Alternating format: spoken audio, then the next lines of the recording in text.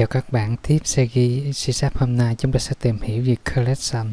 Đầu tiên chúng ta hiểu về collection, nó là một cái tập dữ liệu. Có nghĩa là collection này là một cái nơi để nó tập hợp được nhiều phần tử hay nhiều dữ liệu vậy với nhau. Chúng ta thấy trong C# khi mà chúng ta muốn chứa một cái dữ liệu nào đó thì chúng ta thường sẽ khởi tạo một cái biến. Thì chúng ta khởi tạo ra hai cái biến để chứa cả hai dữ liệu. Thì đây là cái biến là cái nơi mà chúng ta đi lưu cái dữ liệu. Thì đối với cái collection ở trong cái C# có nghĩa là chúng ta sẽ chứa được nhiều cái phần tử. Thì giả sử như là ở đây chúng ta có thể chứa nhiều cái name cùng lúc và chứa nhiều số cùng một lúc. Thì cái collection này chúng ta hiểu nó như nơi để tập hợp nhiều cái đối tượng lại với nhau. Thì hôm nay chúng ta sẽ tìm hiểu về cái array ở trong cái C# này. Thì cái array này được gọi là một cái collection bởi vì nó sẽ chứa được nhiều dữ liệu ở trong đây. Thì chúng ta thấy ở trên đây hầu như mỗi một cái biến chúng ta chỉ chứa được một giá trị thôi. Giả sử như chúng ta muốn chứa được nhiều cái date vô đây thì chúng ta sẽ sử dụng cái array này.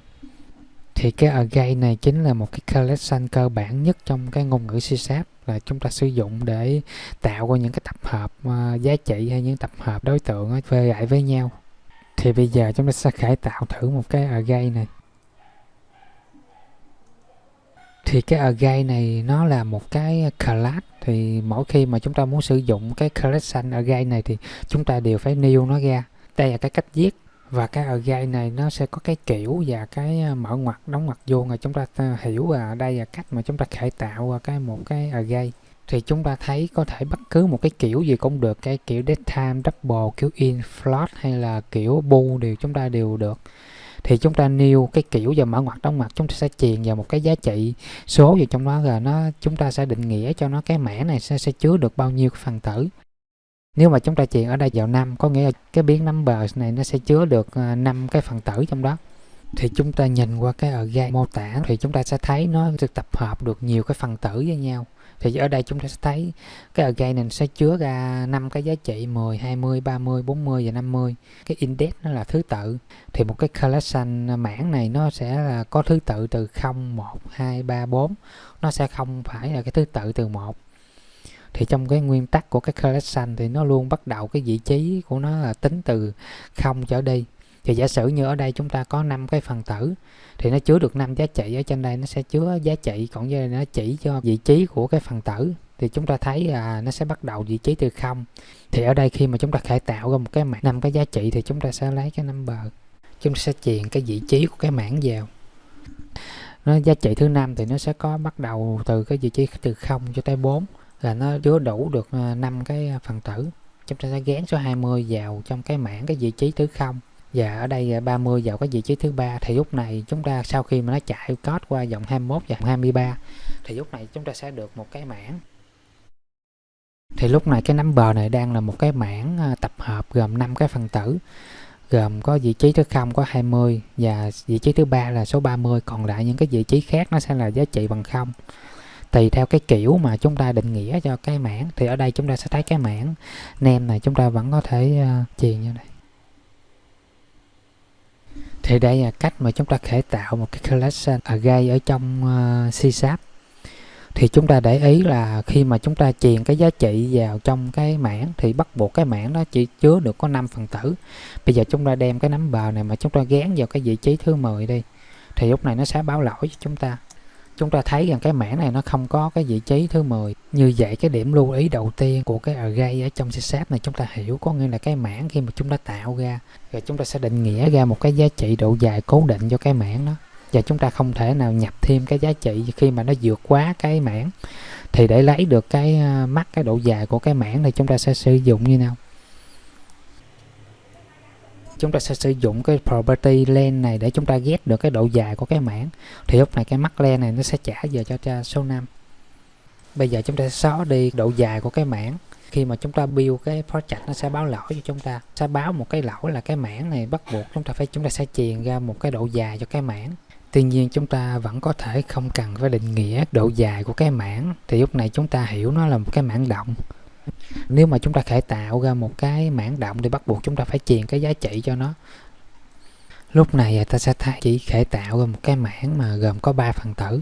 Thì lúc này cái mảng nó sẽ có cái vị trí là, thì khi mà chúng ta chạy code thì chúng ta chạy tới cái dòng 34, chúng ta lấy cái name này mà chúng ta gán vào cái vị trí thứ tư và chúng ta gán vào chữ B thì nó vẫn báo lỗi cho chúng ta.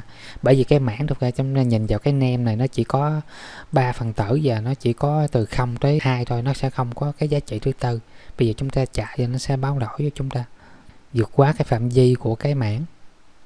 Thì đây là cách mà chúng ta khởi tạo ra một cái mảng động mà không cần phải truyền cái vị trí vào, nhưng mà bắt buộc chúng ta phải vào cái giá trị cho nó, hoặc là chúng ta có thể không nhập cũng được. Thì chúng ta nhìn thấy ở đây lúc này cái name này nó sẽ là một cái mảng rỗng thôi, nó sẽ không có cái phần tử nào trong đó hết. Thì lúc này chúng ta thấy cái mảng này nó in ra không phần tử, có nghĩa là cái name này lúc này nó là một cái mảng rỗng. Tiếp theo chúng ta sẽ tìm hiểu về cái cách để khởi tạo cái mảng hai chiều trong C#. Thì lúc này chúng ta sẽ khởi tạo ra một cái mảng kiểu in chấm phẩy này, có nghĩa là nó giá trị đầu tiên là nó chỉ cho cái dòng, còn cái giá trị thứ hai nó chỉ cho cái cột. Thì lúc này chúng ta sẽ nhìn thấy cái mảng như vậy. Tương tự như vậy, để truyền giá trị vào thì chúng ta vẫn lấy cái mảng và chúng ta truyền vào cái vị trí của, thì chúng ta để ý thứ tự nó vẫn theo thứ tự từ 0 cho tới cái độ dài của cái mảng. Thì chúng ta truyền đây số 2, thì ở đây chúng ta chỉ tiến được 0, 1 thôi, chứ chúng ta không có số 2, thì ở đây nó sẽ là số 1. Nếu bây giờ chúng ta gán một cái giá trị vượt quá cái mảng, nó vẫn báo lỗi cho chúng ta, nó vẫn sẽ báo lỗi ở dòng số 43 này cho chúng ta. Nếu bây giờ chúng ta in ra như vậy, nó vẫn in ra chúng ta được số 70 đúng cái giá trị. Thì tương tự vậy, chúng ta cũng có thể tạo ra một cái mảng hai chiều động. Thì bây giờ chúng ta sẽ thử. Như vậy chúng ta nhìn thấy ở đây trong một cái mảng động này, chúng ta khởi tạo 3 cái element, có nghĩa là 3 cái phần tử. Chúng ta đếm những cái số mở ngoặc đóng ngoặc này, nó chính là đại diện cho cái dòng. Còn mỗi một cái giá trị chúng ta định nghĩa trong đây nó sẽ là cột, thì trong đây chúng ta thấy nó là 2 cột và 3 dòng. Thì bây giờ chúng ta muốn lấy được cái dòng thứ ba mà cái cột thứ nhất là số 15, thì chúng ta sẽ in ra số 2, 0.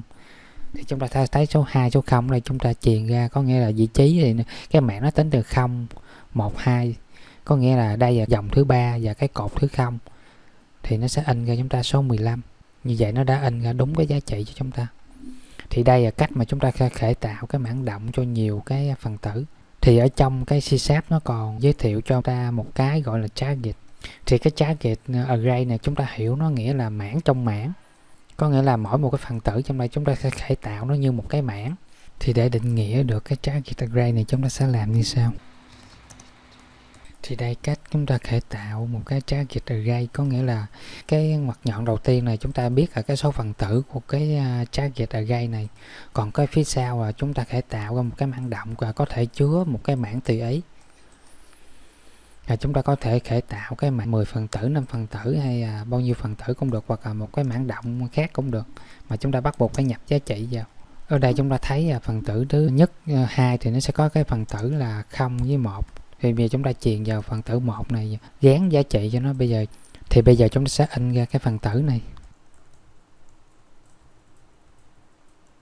Thì chúng ta thấy được cái check array này ở cái vị trí thứ nhất, ta in ra được một cái mảng gồm chúng ta gán giá trị, chúng ta in ra được 3 cái phần tử này.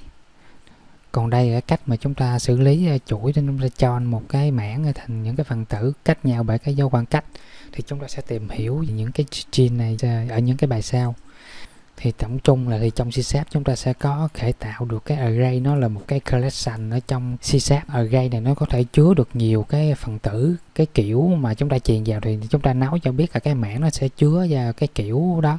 Thì cái array này chính là một cái class bắt buộc mỗi khi mà chúng ta khởi tạo ra thì chúng ta bắt buộc phải new nó. Thì cái array này nó sẽ có ba lỗ, có nghĩa là chúng ta truyền vào cái mảng dạng một chiều và cái mảng hai chiều, và chúng ta có thể truyền vào cái dạng cái mảng trong mảng, có nghĩa là target array này.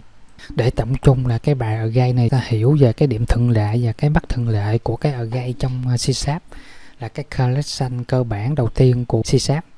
Thì cái điểm thuận lợi của cái array này là dễ sử dụng và nhanh, có nghĩa là chúng ta muốn khởi tạo cái mảng và chúng ta truy cập vào cái mảng thì bằng cách chúng ta dựa vào cái vị trí của cái, xác định được cái vị trí của cái mảng là chúng ta có thể ghép ra cái dữ liệu.